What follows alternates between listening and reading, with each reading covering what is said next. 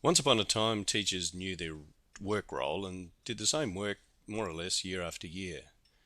But then schools became much more complex and faced constant change, so planning for change became more important. It seemed like a good idea to engage in what is called strategic planning, where a school draws up a detailed plan of where it is going and how it is going to get there, like a military strategy where there are goals, objectives, logistics, timelines, and tactics, and these are carefully worked out, agreed to, and implemented. It's all very logical. Strategic planning looked attractive. It's widely practiced, but is now widely criticised, and not just in education. The problems are that it tends to separate planning from action, and planning is usually done by a leadership team, not by the teachers who actually have to put the teaching into practice. And it assumes that these leaders have a clear idea of how to actually improve teaching. Since strategic plans are usually prepared by a small group of enthusiasts, they tend to grow and have numerous goals and targets, and they usually focus on details of methods and means, and not so much on clear, achievable aims.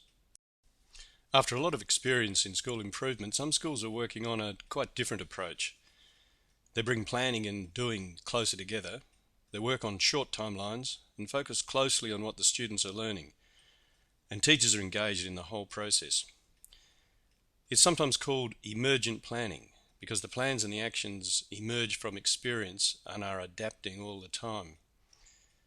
It is concentrated on improving teaching practice because that's what has the biggest impact on student learning. Success is largely measured by how well the students are learning. Planning is emergent, meaning that it has short timelines and is quite responsive. Teachers are expected to work in small collaborative teams, and it involves teachers in the whole process: goal setting, observation, experimentation, assessing, and then reviewing. And in the teams, there are critical and supportive conversations between the teachers. Schools practicing emergent planning believe that improving teaching practice is the best way to improve learning, and teachers learn best from other teachers. This is the general process that they follow. Within the school's goals and targets, the team makes its own smaller goals, what learning is to be improved. They measure and observe and document what currently is happening. They explore different teaching practices and get external support.